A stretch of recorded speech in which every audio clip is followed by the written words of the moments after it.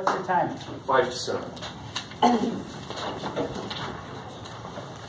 I've been retired for about 1.5 years now, and before I took that big step, I tried to do some research.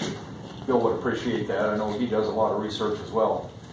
And this was about retirement. I figured there's two extremes on the spectrum here. One is the people that will never retire.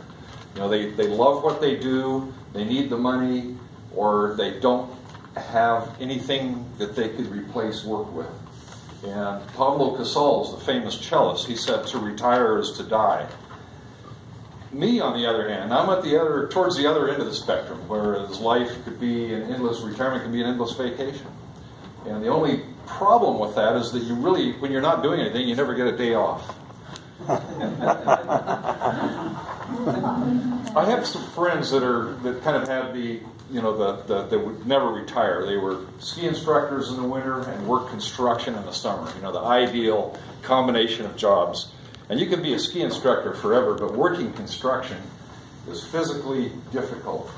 And so these people, as they got older and older, it became tougher and tougher to handle the job. And they, it reminded me of the story of the two construction workers, one old and one young, and the young guy just kept kidding the older guy about how he was starting to fall down, he's getting old.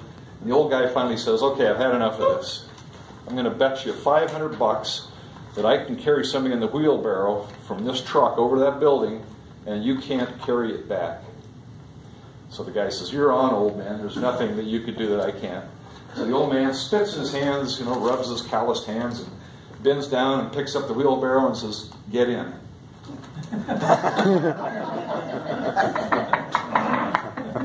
I remember when I was working, 35 years ago in Arizona.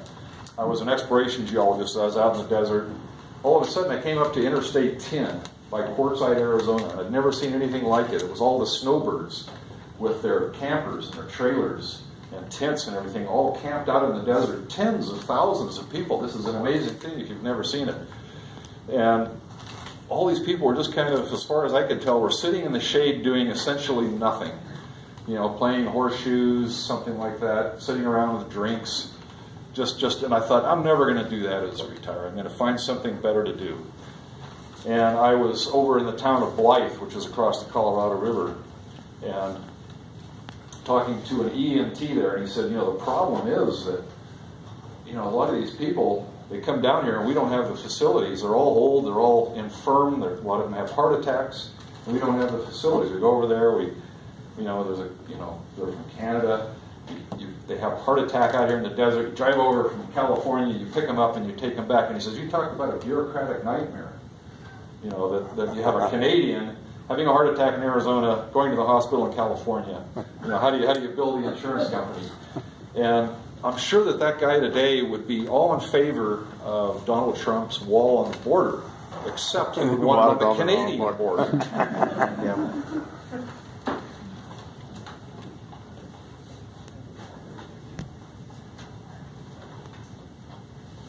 Anyway, I try to stay busy. I've taken up pickleball, which was kind of an old person's thing, but actually I kind of love it.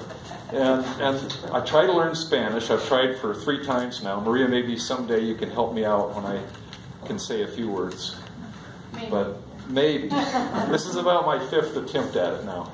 But there's so much to do that you never run out of things to do. And if you do, you can always go to the hospital and get a joint replacement. Right, Bill?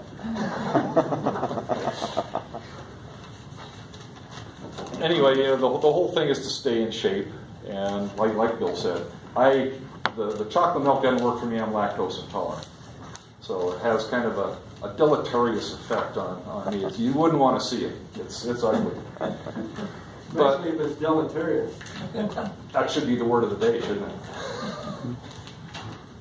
But I go to the gym a lot. There's a trainer there. She's about 55, and she was telling me, I'd like to be like her grandfather, which she was telling me about. She went to the doctor, and the doctor said, at 55, that's amazing. You have the body of a 35-year-old.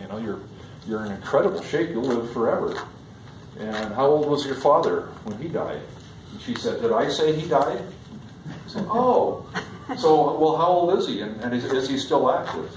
She said, well, he's about 78, and he likes to skydive and scuba dive, and he runs out in Tooele County with some gal until she left.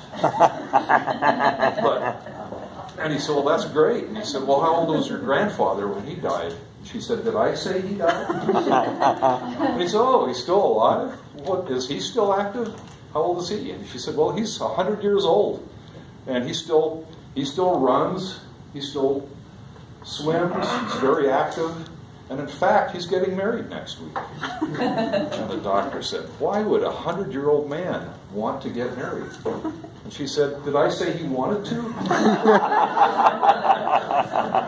So anyway, I fall on the lazy end of retirement. I don't have the energy that Bill and Warren and Lawrence have to just keep on plugging away. But I admire that, but I'm on that lower end of the scale of productivity. Man, I'm toast, Master.